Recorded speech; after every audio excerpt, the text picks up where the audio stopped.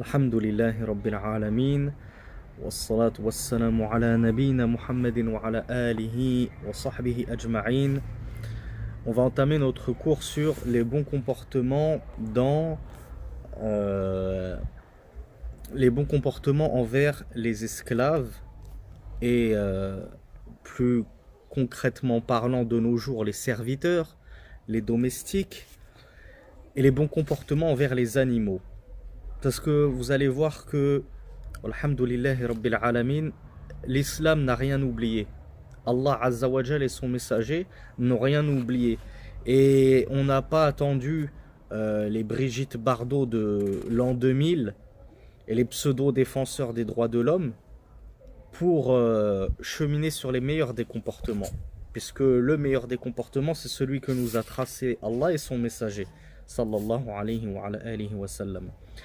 Donc, l'imam Ibn Abd al-Barr, rahimahullah, nous dit وَمَنْ مَلَّكَهُ اللَّهُ عَبْدًا فَلَا يُكَلِّفْهُ مِنَ الْعَمَلِ فَوْقَ طَاقَتِهِ.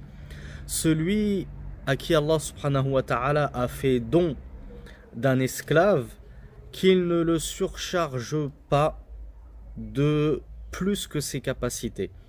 Donc déjà, vous voyez, l'imam Ibn Abd al-Barr commence très fort. Et c'est un rappel vraiment des plus percutants. C'est la différence capitale, et j'avais déjà fait un cours sur les esclaves lorsqu'on avait entrepris l'étude du Kitab al-Minzar de Sheikh Salih al-Sheikh, qui sont disponibles d'ailleurs en partie dans une playlist YouTube. On avait fait une partie sur l'esclavage. Et on avait expliqué que l'esclavage en islam n'avait rien à voir avec l'esclavage des koufars. Et on espère que ce rappel pourra profiter à certains, notamment ceux qui se sont fait malheureusement fourvoyer par le pauvre Rachid Al-Jay, qui a la fâcheuse manie de toujours parler sans science et de vouloir aborder des thèmes qui le dépassent. Pourquoi? Parce qu'il n'a pas étudié, tout simplement. Donc il se met à parler de la religion alors que lui-même a besoin qu'on lui enseigne la religion, et qui s'est permis de prétendre que l'islam avait aboli l'esclavage. Alors que l'islam n'a jamais aboli l'esclavage. Il a incité lourdement à libérer les esclaves et à diminuer le plus possible la possession des esclaves et la captivité des esclaves, mais il ne l'a pas aboli. Donc on aurait aimé que notre frère Rachid, au lieu de couper lâchement la vidéo lorsqu'on lui a fait remarquer son erreur, fasse un bayan. Là c'est un tout peu, je me permets très rapidement de faire un point de rappel dessus, parce que énormément de frères et de sœurs ne comprennent pas ça. Lorsque quelqu'un fait une erreur en public, et qui plus est lorsque c'est un prédicateur, s'il se trompe et qu'il remarque qu'il s'est trompé, il doit se corriger en public. Pourquoi? Parce que la faute ne le concerne pas lui uniquement, mais tous ceux qui l'ont écouté et qui ont pris pour argent comptant ce qu'il a dit. S'il ne se réforme pas, s'il ne dit pas je me suis trompé dans telle vidéo, dans tel dars, j'ai dit ceci, excusez-moi, les gens vont continuer à penser que ce qu'il avait dit était vrai. Donc c'est bien joli de faire des montages, de couper, de faire comme si de rien n'était. Mais si par la suite tu ne dis pas attention, hein, j'ai fait une bévue, ceux qui m'ont écouté lorsque j'ai dit ça, avant le montage, sachez que je me suis trompé. Ça c'est très grave. Et ça prouve le manque d'intégrité. Donc déjà quand on a des frères et des sœurs qui nous demandent mais est-ce qu'on peut prendre la science de un tel, est-ce qu'on peut prendre la science de un tel, est-ce qu'on peut l'écouter, etc. Sans même parler du fait que la plupart de ces gens-là n'ont pas de science. Est-ce qu'on prend la science de quelqu'un qui n'a aucune intégrité scientifique et religieuse? Quelqu'un qui, lorsqu'il se trompe, il ment à son auditoire et il fait semblant qu'il n'a jamais dit ceci. Au lieu de revenir humblement sur son erreur et de dire oui, j'ai dit cela, je me suis trompé, j'ai parlé sans science, qu'Allah me pardonne, et sachez que ce que j'ai dit est une erreur. Ne faites pas la même erreur que moi et ne répétez pas cette erreur après moi. Donc on espère que ce cours pourra remettre les pendules à l'heure concernant ce sujet qu'est l'esclavage. Donc la première des conditions lorsqu'on a un esclave, c'est qu'on ne le surcharge pas. Donc nous, les musulmans, si on possède des esclaves, on ne fait pas comme ce qu'il s'est passé en Amérique, la captivité de nos frères africains et tout ce qui s'est passé. On leur met des chaînes aux pieds, on les envoie dans des champs de coton. Ces choses-là n'existent absolument pas en islam. Ce n'est pas ça l'esclave légiféré en islam. Ce n'est pas ça l'esclavage permis et toléré en islam. Donc l'esclave est, comme on l'a dit en début, le serviteur, le domestique, puisque ça rentre un petit peu dans la même chose. Tout ce qu'Allah subhanahu wa ta'ala a soumis à nous a soumis, on ne les surcharge pas de ce qu'ils ne peuvent supporter. Donc Cheikh Ibn Abd al-Barr nous dit وَعَلَيْهِ نَفَقَتُهُ وَكِسْوَتُهُ بِالْمَعْرُوفِ لِمِثْلِهِ غَيْرَ مُضِرٍ بِهِ. C'est-à-dire عليه على صاحبه على مالكه. Ibn Abd al-Barr nous dit, et le maître de l'esclave, celui qui possède l'esclave, alayhi, je vous l'ai déjà dit dans une vidéo précédente, alayhi yadullu ala al-wujub. Alayhi, c'est une formule qui indique l'impératif, l'obligation. Donc Ibn Abd al-Barr rahimahullah, nous dit, il est obligatoire au maître de nourrir et de vêtir son esclave. Regardez encore un point de différence crucial entre les musulmans et les non-musulmans. Et ensuite, posez-vous la question, et posez-la aux autres, qui sont les véritables barbares? Est-ce que ce sont les musulmans les barbares, ou ce sont plutôt les non-musulmans, qui il y a encore jusqu'à 100 ans avaient des esclaves, hein? Il y a encore jusqu'à même pas 100 ans, en Amérique, il y avait des esclaves noirs, il y avait des esclaves africains, haïtiens, etc., qu'on mettait dans des chauds de coton, qui avaient tout juste un slip pour se couvrir, et qui mouraient de faim. Regardez ce que nous dit notre religion à nous. Que le maître nourrisse et vêtisse son esclave bil ma'rouf en plus. C'est pas juste tu le nourris à peine et tu le vêtis à peine. Non, il a dit tu le nourris convenablement. Ton esclave ne doit pas mourir de faim. Il ne doit pas être à moitié nu. Tu dois le nourrir de sorte qu'il ait suffisamment de vêtements pour cacher sa aura.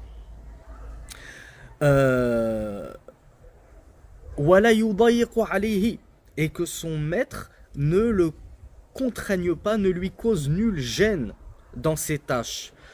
Le maître de l'esclave doit être souple.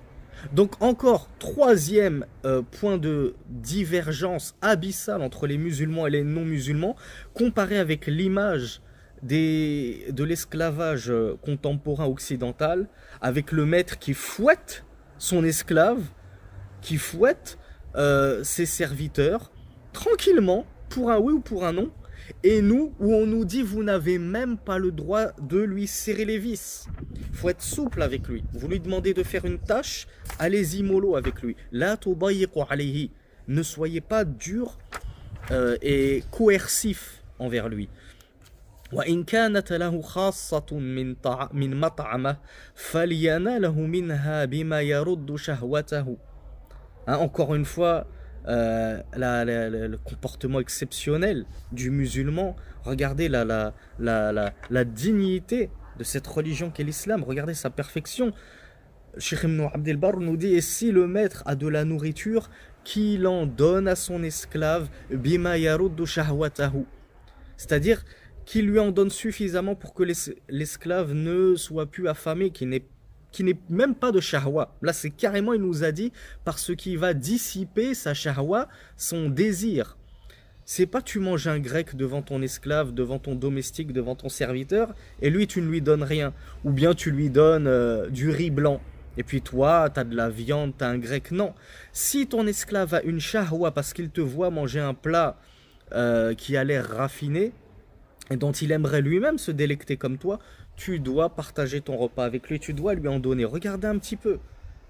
Et comparer avec l'esclavage, subhanallah, comparer avec l'esclavage moderne. Donc, lorsqu'on prétend, et je l'ai déjà expliqué, donc je ne vais pas m'étaler là-dessus, que l'islam n'a pas aboli l'esclavage. Premièrement, dans les autres religions monothéistes non plus, l'esclavage n'a pas été aboli, on l'a déjà expliqué. Nulle part dans la Bible, ni l'Ancien ni le Nouveau Testament, vous ne trouverez que Dieu a dit que l'esclavage est aboli. Ça n'existe pas dans leur livre, dans le livre des gens du livre. Et deuxièmement, il faut savoir de quoi on parle. Est-ce qu'on parle de l'esclavage comme vous l'imaginez, vous l'avez vu dans vos films de kuffar, de mécréants, où on fouette les esclaves, où on ne leur donne pas à manger, où ils se baladent en slip dans les champs de coton, ou bien on parle d'un esclavage islamique avec des conditions, avec une conduite, avec des mœurs, mais imminentes, à tel point que les musulmans traitent mieux leurs esclaves, à l'époque où on avait des esclaves, les musulmans traitaient mieux leurs esclaves que les koufars ne traitaient leurs femmes et leurs propres enfants. Donc, s'il vous plaît, n'affublez pas les musulmans de sobriquets tels que barbares ou esclavagistes, alors que vous êtes les pires. Vous êtes les pires de toute la création. Ensuite, l'imam Ibn Abd al-Barr nous dit وَلَا يَسْتَخْدِمُهُ لَيْلًا إِلَّا عِنْدَ الضَّرُورَةِ وَالْحَاجَةِ إِلَّا مِنَ الْيَسِيرِ. Encore une fois, regardez un petit peu. L'imam Ibn Abd al-Barr nous dit et qu'il ne le fasse pas travailler, qu'il ne l'emploie pas de nuit, que le maître n'emploie pas de nuit son esclave, sauf en cas de vraiment nécessité. Par exemple, tu as un domestique, tu as un serviteur, tu lui demandes d'aller t'acheter une baguette à 20 heures. C'est pas grave. Pourquoi? Parce que l'imam Ibn Abd al-Barr nous a dit illa inda ad-darura wal haja wa illa inda al-yasir ou illa min al-yasir.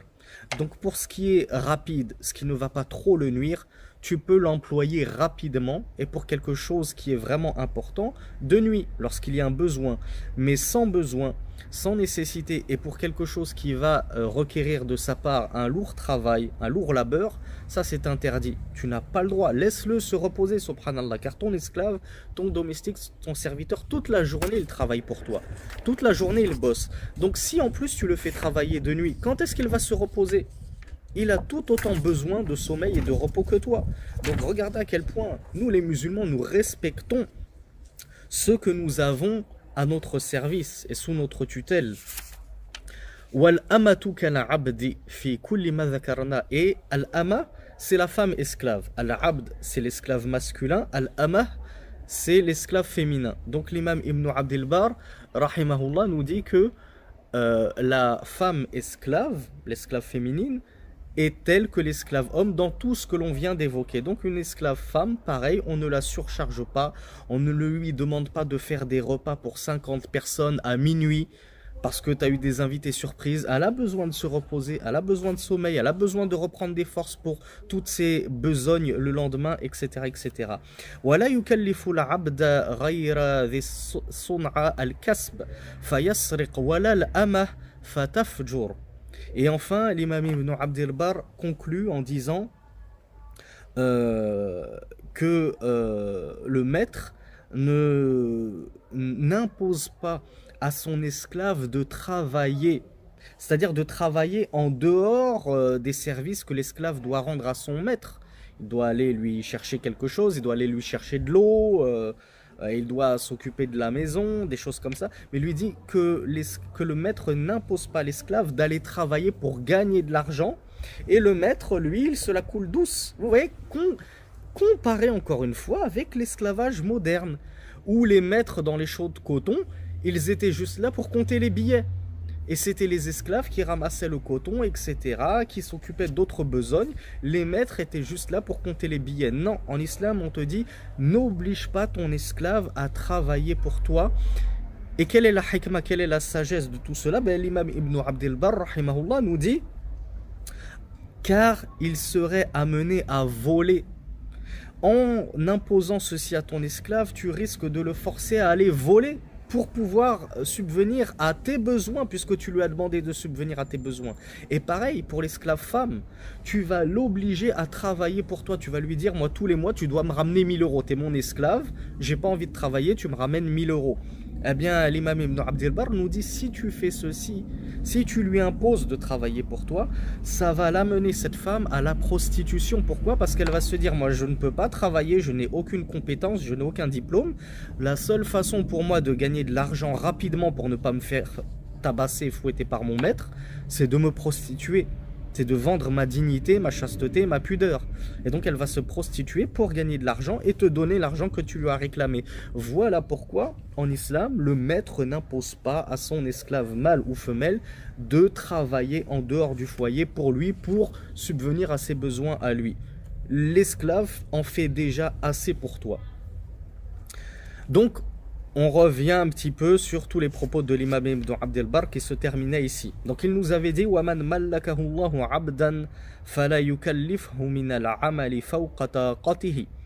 Donc, celui à qui Allah subhanahu wa ta'ala fait don d'un esclave, qu'il ne le surcharge pas d'un labeur qui outrepasse ses capacités et ses possibilités physiques. Et à ce sujet, on a un hadith de Rasulullah sallallahu alayhi wa sallam où Al-Ma'rour avait dit: j'ai rencontré Aba Dharr Al-Ghifari radiyallahu anhu Al-Rabadha, et il portait une hulla. Une hulla, c'était une tenue de l'époque, et son esclave lui-même portait une hulla, une jolie tenue. Ghulamuhu, c'est-à-dire son domestique, son enfant.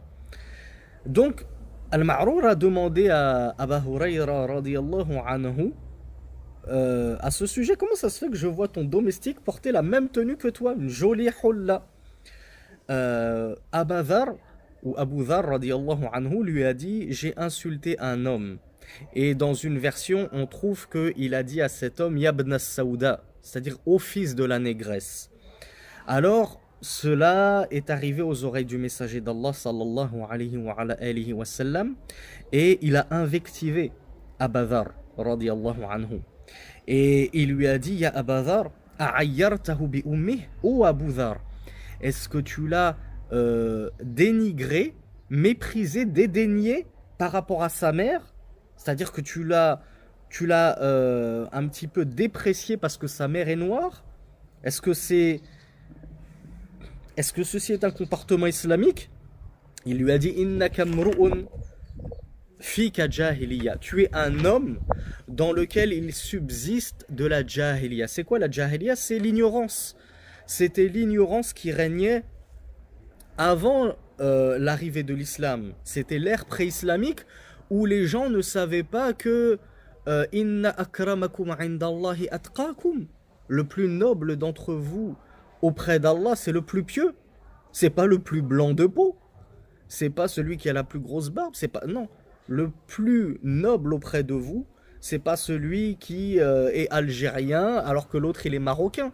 C'est pas là-dessus que se jauge la noblesse et la piété. Mais le plus noble auprès d'Allah, c'est le plus pieux. Donc, ô toi le fils de la négresse, hein, et vraiment petit message à nos pauvres frères et sœurs qui sont gangrénés par cette maladie. C'est une véritable maladie qui est le racisme.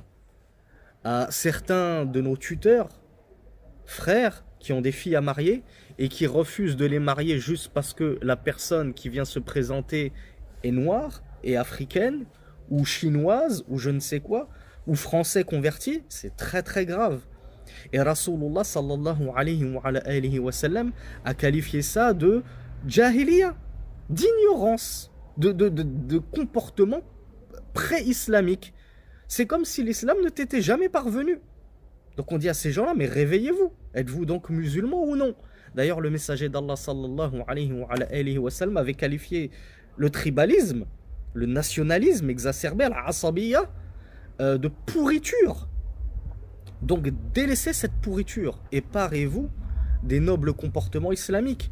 Et ne dépréciez pas un frère parce qu'il est noir de peau, ou parce qu'un tel est chilien, un tel il est chinois, un tel est français de souche, etc. Au contraire, vous devriez l'aimer tel que votre frère. Innamal mu'minuna ikhwa. Allah Azza wa Jal nous dit dans le Coran: les croyants ne sont que des frères entre eux.